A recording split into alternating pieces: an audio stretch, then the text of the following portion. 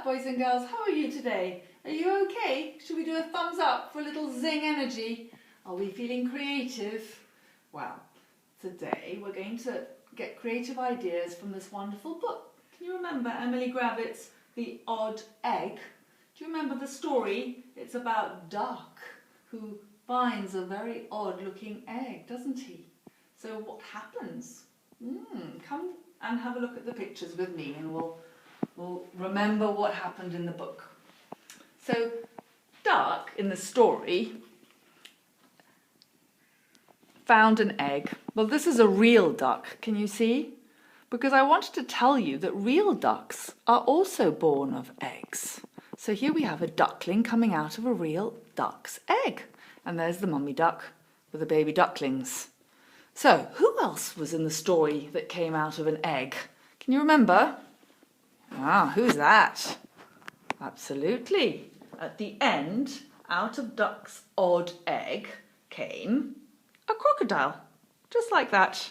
Do you remember?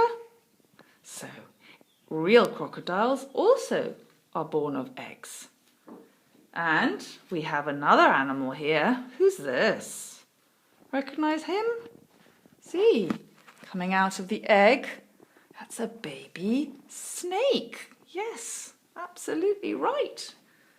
So real snakes are also born of eggs. And what about this? Yes, it's a turtle. So here we have a baby turtle coming out of an egg. Well, I drew my little turtle. I drew this chap here. And I figured that it would be a nice thing to give this baby turtle an egg. So why don't we do this, children? I have a card that I made, and I want to show you how to make this so that you at home can make your own. You can make your own eggs and put your own animals inside your own eggs. Do you see it's the sort of pocket? So I've got a space and I slot my egg inside. And there is Turtle, nice and cosy inside the egg. All right? So, how do I make this? I'll show you. You'll need a piece of white paper. And if you don't have white paper, you can also use recycled cardboard, the one from food packaging, okay? So I've taken a piece of paper, I folded it. It's a piece of Fabriano. I folded down on a crease and then I cut it in half. So I have two halves of the Fabriano. I took one half and I folded it again. So again I have a crease. So you children, you can do this on your own. I'm sure you're clever enough.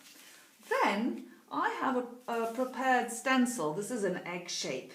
So you can either use a stencil. I'm happy to share stencils if you email me. And you draw around your egg shape. Now what you need to watch out for is when you draw around the egg shape, make sure that you put your stencil right up against the side where the fold is, okay? You need it to stay on the fold because we're going to cut around and we will need it to be stuck. So this is an example I've made. This is with a recycled paper. So you see it needs to stay hinged there. So once you've cut out your egg shape from your paper, what you need to do is draw a sort of zigzag like that for the egg's opening. So it's like going crick, crock. Do you remember in the story, the animals broke open the egg? So we've got our egg, and after drawing your zigzag, you're going to cut along the line and mark, don't go too close to the folded end here because you don't want it to tear. So we go like this and we fold it open. All right? So I'm going to turn this around, and that way you understand that we're going to have to glue the bottom here and the bottom here so that we make our pocket. So with glue stick, and I've got Prit here, so I used a bit of Prit and I stuck it on the bottom and then it's ready to go. All right, so it becomes like this.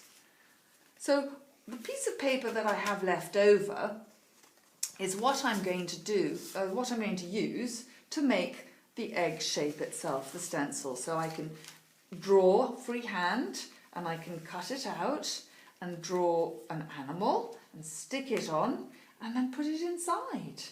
So I just wanted to share. This is a little chick that one of the children at the party I went to left behind as a memento. Isn't that sweet? So someone put a chick, because as we know, also chicks are born of eggs.